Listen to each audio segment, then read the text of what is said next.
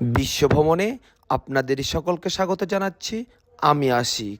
আজকে আপনাদেরকে নিয়ে যাব পিরোজপুরে দেলোয়ার হোসেন সাঈদী ফাউন্ডেশন। দেখতে দেখতে কথা বলতে বলতে আমরা চলে এসেছি আল্লামা সাঈদী ফাউন্ডেশন পিরোজপুর। আমরা আপনাদের কিছু তথ্য জানিয়ে রাখি। এখানে দেলোয়ার হোসেন সাঈদীর কবরস্থান এবং তার ছেলে রাফক বিন সাঈদীর কবরস্থান আপনাদেরকে দেখাবো। কিছু তথ্য বলে রাখি। বাংলাদেশ জামাতে ইসলাম নাইবে আমির, আন্তর্জাতিক খ্যাতিসম্পন্ন মুফাসসিরুল কোরআন ও সাবেক এমপি আল্লামা দেলোয়ার হোসেন সাঈদী ফাউন্ডেশন 14 আগস্ট রাতে রাজধানী বঙ্গবন্ধু শেখ মুজিব মেডিকেল বিশ্ববিদ্যালয়ে চিকিৎসাধীন অবস্থায় ইন্তেকাল করেন। তার বয়স হয়েছিল 84 বছর। তিনি 1940 সালে 2 ফেব্রুয়ারি জন্মগ্রহণ করেন এবং 15 আগস্ট বেলা 1:15 পিরোজপুর সাঈদী ফাউন্ডেশন চত্বরে নামাজের জানাজা শেষ বেলায় 3টা তাকে ছেলে রাফিক বিন সাঈদীর কবরের পাশে সমাহিত করা হয়। জানাজায় ইমামতি করেন বাংলাদেশ জামাত ইসলামের ভারপ্রাপ্ত কেন্দ্রীয় আমির অধ্যাপক মুজিবুর রহমান।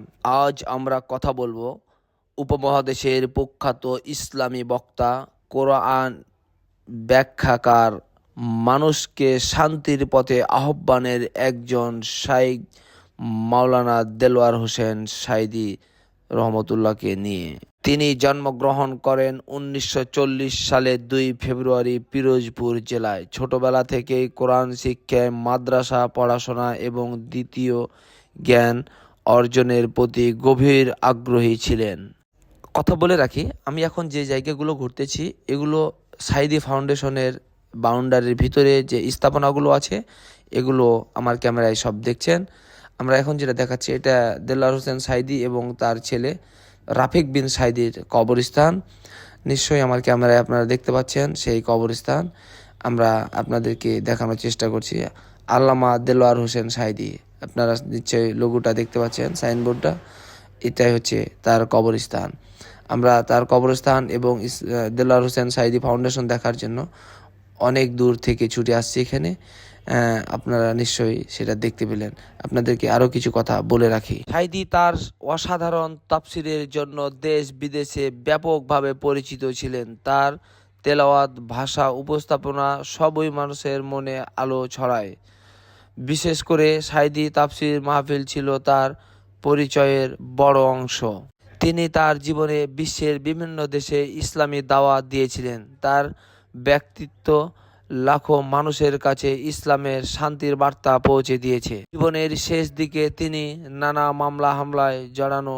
এসব বিষয়ে সমাজে বিভিন্ন মত রয়েছে, তবে তার অনুসারীরা তাকে সর্বদা একজন আলেম ও দায়েদ হিসেবেই শ্রদ্ধা করেন। আপনারা নিশ্চয়ই দেখতে পাচ্ছেন আল্লামা সাঈদী ফাউন্ডেশন, বিশাল বড় এরিয়া নিয়ে এই ফাউন্ডেশনের অবস্থান।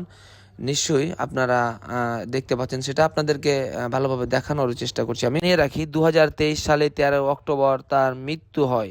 তিনি মুসলিম সমাজের কাছে একজন প্রভাবশালী বক্তা হিসাবে স্মরণীয় হয়ে আছে। দর্শক, সাঈদীর জীবনের আলো ভরা দাওয়াত আমাদের স্মরণ করিয়ে দেয় ইসলাম হলো শান্তির ধর্ম, মানুষকে সঠিক পথে আহ্বান ধর্ম। দেখতে পাচ্ছেন আপনারা আল্লামা সাঈদী ফাউন্ডেশন বিশাল বড় বাউন্ডারি নিয়ে এর অবস্থান। আর তিনি একজন বিশাল বড় জনপ্রিয় একজন মানুষ ছিলেন। ইসলামের কথা বলতেন, দাওয়াত দিতেন। কথা বলতে বলতে